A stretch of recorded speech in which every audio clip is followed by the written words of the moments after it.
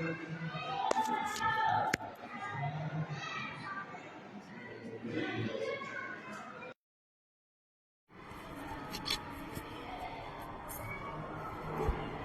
है, चलिए प्रोबेबिलिटी को बेसिकली जब हम डिफाइन करेंगे, प्रोबेबिलिटी स्पेलिंग याद रखिएगा, स्पेलिंग मिस्टेक हो सकता है लिखते समय। प्रोबेबिलिटी का मतलब क्या है? प्रोबेबिलिटी को हम कहते हैं चांस। क्या कहते हैं? Chance. Chance of an event. किसका? चांस ऑफ एन इवेंट, यानी कि किसी इवेंट को होने के चांसेस क्या क्या हैं। क्या? किसी इवेंट के होने के क्या क्या चांसेस बनते हैं। इसको बेसिकली हम दो तरीके से देख सकते हैं, ध्यान से समझो मेरी बात।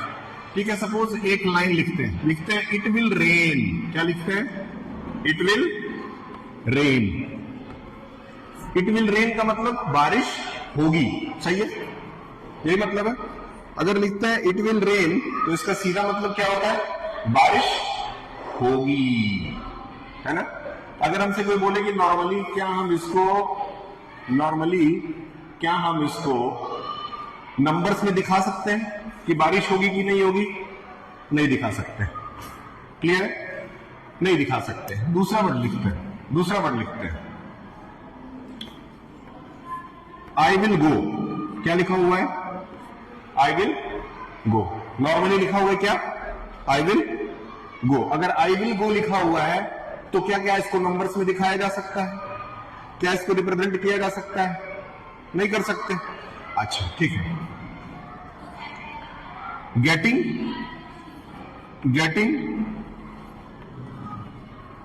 Head while tossing a coin. अगर आप एक कॉइन उछालते हैं तो हेड आ सकता है। क्या इसको नंबर्स में दिखाया जा सकता है? 100% दिखाया जा सकता है। कैसे? ध्यान से समझिए। मान लेते हैं एक कॉइन है आपके पास, उसको आपने क्या कर दिया?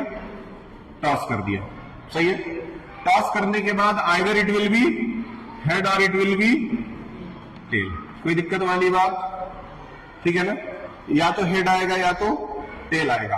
अगर हमसे कोई कहता है कि हेड आने की प्रोबेबिलिटी क्या है, तो इसका सीधा मतलब है कि आपके पास टोटल नंबर ऑफ आउटकम्स कितने हैं? 2 है। या तो हेड या तो, मतलब टोटल नंबर ऑफ आउटकम्स कितने आ गए, लेकिन उसमें से हेड कितनी दफा आ रहा है? एक बार आ रहा है। इसका मतलब 1/2 इसकी प्रोबेबिलिटी बन गई। समझ में आया?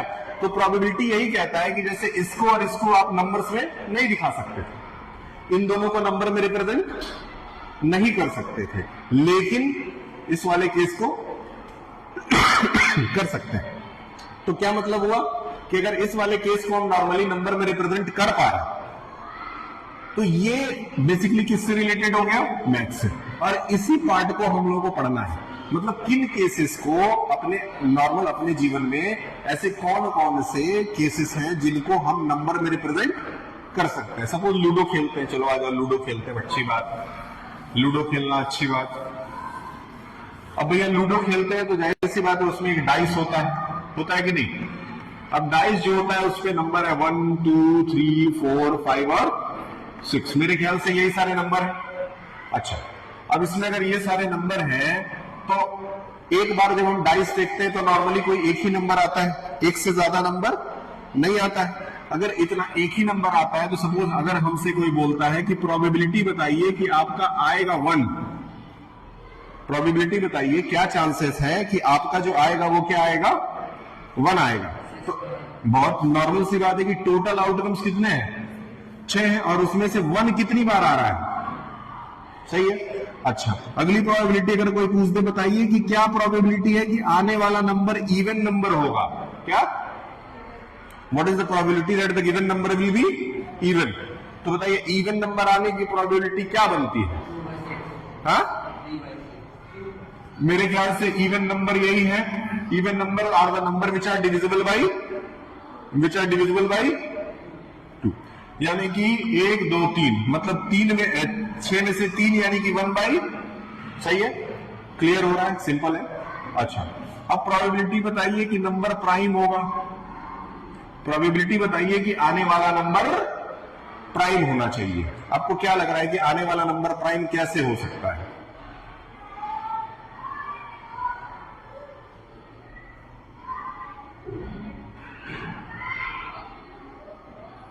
क्या लगता है? अरे भैया प्राइम नंबर कौन कौन सा है? 2, 3 और 5। मतलब कितने प्राइम नंबर हो गए? 1 बाई। क्या कोई बड़ी उलझन वाली बात है? सिंपल है, क्लियर है। चलो एक ही एग्जांपल हो गया। अब आते हैं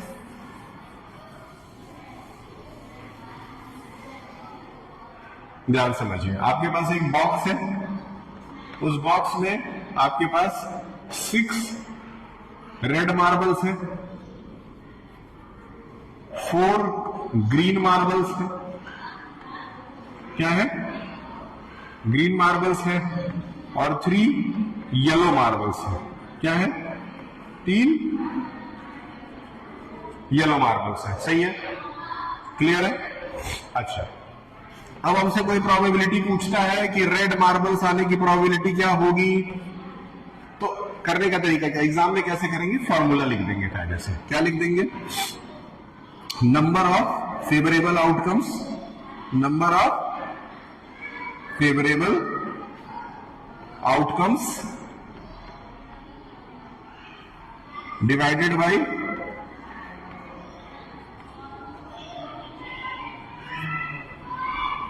टोटल नंबर ऑफ आउटकम्स। ठीक है, number of favourable outcomes upon total number of outcomes. ठीक, टोटल नंबर कितने? 6, 4, 10, 3, 13। जिसमें से बताओ रेड आने की क्या प्रोबेबिलिटी बन रही है? मेरे ख्याल से बहुत आराम से इस तरह के क्वेश्चंस आएंगे तो कर लोगे। सही है, ठीक। एक पॉइंट और आगे जाते हैं। ठीक, बहुत ध्यान से समझना, ध्यान से सुनो ये चीज। इस पे सवाल बोर्ड पूछ चुका है, हो सकता है इस बार भी पूछ दे। किसी इवेंट के होने की प्रोबेबिलिटी और किसी इवेंट के नहीं होने की प्रोबेबिलिटी हमेशा जोड़ने पे कितना आना चाहिए? 1। याद रखिए, ठीक है। सपोज 70% चांस है कि बारिश होगी। क्या? 70% चांस है कि बारिश होगी। इसका सीधा मतलब है कि कितना परसेंट चांस है कि नहीं होगी, है ना? नहीं होगी, इसका कितना परसेंट चांस बन रहा है? दोनों मिलकर के कितने आ गए? सही है, दोनों मिलकर के कितना आया? और नॉर्मली जब हम टोटल नंबर ऑफ आउटकम्स निकालते हैं तो भी कितना आएगा? तो दोनों मिलकर के कितना हुआ? 1। यानी कि किसी भी चीज के होने की प्रोबेबिलिटी और नहीं होने की प्रोबेबिलिटी को हमेशा मिलाकर के क्या आना चाहिए? 1। बोर्ड में इसने सवाल पूछा नॉर्मली,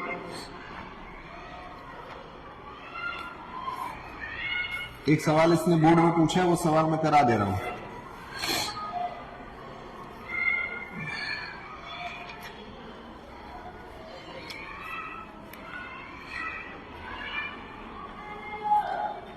ये प्रोबेबिलिटी पहले ही है क्या?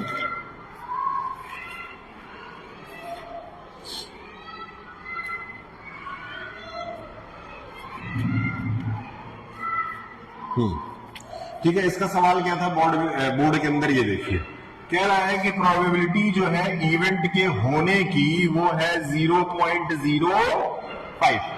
ठीक है ना? होने की प्रोबेबिलिटी कितनी है? तो नहीं होने की प्रोबेबिलिटी निकालना है, P0 की प्रोबेबिलिटी आपको निकालनी है।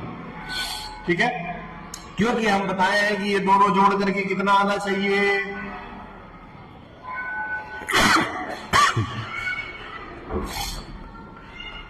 तो प्रोबेबिलिटी ऑफ द इवेंट या फिर प्रोबेबिलिटी नहीं होने, दोनों मिलाकर के दोनों की प्रोबेबिलिटी कितनी आनी चाहिए? 1 अगर आनी चाहिए, इसका मतलब प्रोबेबिलिटी ऑफ द इवेंट क्या है? 0.05 प्लस प्रोबेबिलिटी जो है वो नॉट की प्रोबेबिलिटी, अगर दोनों को जोड़ा जाए तो 1 आएगा।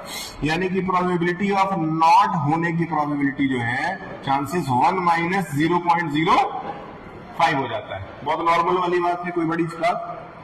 सिंपल है, अगर दोनों को माइनस कर देते हैं तो 1 में से जब 0.05 हटा देंगे तो बताइए 1.000 में से 0.05 हटाने पे आपके हिसाब से कितना आना चाहिए? 10 में से 5 गया 5, यहां 9 बचा और यहां क्या यही आना चाहिए? क्या सही किए हैं? अच्छा, तो इधर आंसर कितना आ गया? 0.9। क्लियर है? समझ में आया? सिंपल है। अब एनसीईआरटी का एक छोटा सवाल और करा देते हैं, बाकी इसका एक लेक्चर नहीं 2 लेक्चर करेंगे। दूसरे वाले लेक्चर में कुछ और क्वेश्चंस लगा देंगे।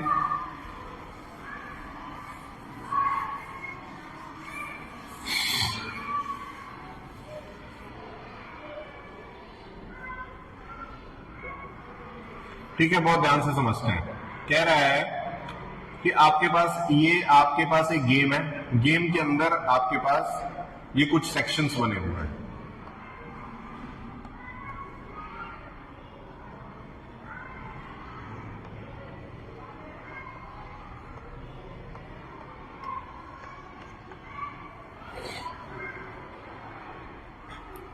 क्लियर है? अब देखो इस पे तुमको अब कह रहा है कि एक एरो है इस तरीके से, वो जो गेम होता है इसको गोल गोल घुमा देते हैं, फिर घूमते घूमते किसी एक पे रुक जाता है, कैसीनो वगैरह में होता है। कह रहा है कि क्या प्रोबेबिलिटी है कि नंबर 8 आएगा? क्या प्रोबेबिलिटी है कि इसको घुमा देने पे नंबर 8 आएगा? तो पहले तो ये देखिए कि टोटल कितने नंबर्स हैं? 8, जिसमें से 8 कितनी बार आ रहा है? क्लियर है? ठीक है। उसके बाद दूसरा कह रहा है कि एन ऑड नंबर आने की क्या प्रोबेबिलिटी है बताइए? ऑड नंबर आने की प्रोबेबिलिटी बता दीजिए। तो बताइए ऑड कौन कौन सा है? 1, 3, 5, 7। ये हो गया 4 और नीचे क्या आ गया? क्लियर है? कोई बड़ी वाली बात नहीं है। तीसरा सवाल है, बताइए अ नंबर ग्रेटर देन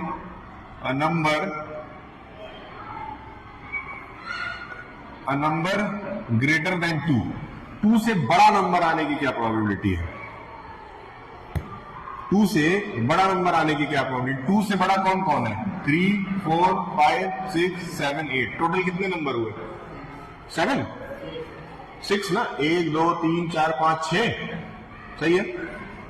तो कितना आ गया? 6/8, यानी कि कट गया तो कितना आया? 3/। क्या कोई बड़ी बात? सिंपल है। एक सवाल और है छोटा, इसमें भी ये भी निपटा देते हैं। अ नंबर लेस देन 9,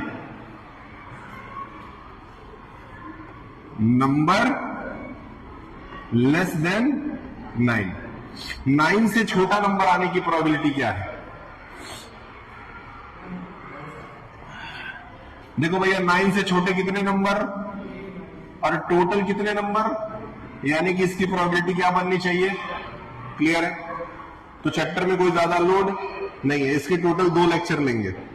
एक लेक्चर में सिर्फ अभी इंट्रोडक्शन दे दिए, एक लेक्चर में जब और बच्चे रहेंगे उनको थोड़ा डिटेल में कर देंगे, कुछ बोर्ड्स के सवाल लगवा देंगे। ठीक है? ये करने के बाद फिर अब कहां से स्टार्ट करेंगे? रियल नंबर से। ठीक है? रियल नंबर से जब शुरू करेंगे तो रियल नंबर से शुरू करेंगे तो एकदम एक एक चीज बकायदे तो पढ़ाएंगे नहीं, एक एक चीज नहीं हो सकता है। इसलिए जितने जरूरी क्वेश्चन हैं जो बोर्ड में आ सकते हैं उन सबों का रिवीजन कराते चले जाएंगे। चैप्टर 1 जैसे एक चैप्टर को 2 दिन देंगे, रियल नंबर को 2 दिन देंगे, फिर पॉलिनोमियल को 2 दिन देंगे, ऐसे 2-2 दिन में एक एक चैप्टर निपटाते चले जाएंगे और सारा रिकॉर्ड भी कर लेंगे। घर पे भी आप पढ़ सकते हैं, मर्जी हो तो, वैसे पढ़ना चाहिए। क्लियर है? इसको नोट कर लीजिएगा, चैप्टर नाम डाल लीजिएगा, कुछ क्वेश्चंस अपने से जितने आपसे पॉसिबल हो एटलीस्ट इसमें फिल इन द ब्लैंक्स वगैरह भी जरूरी है, वो भी कर लेते हैं। 10 सवाल जरूर लगा लीजिएगा, लिख लीजिए। Solve up to question number 10 exercise 14.1। Clear है? समझ में आ गया होगा एक ही बार में। ठीक है? वॉल्यूम सरफेस एरिया वगैरह भी लीजिए।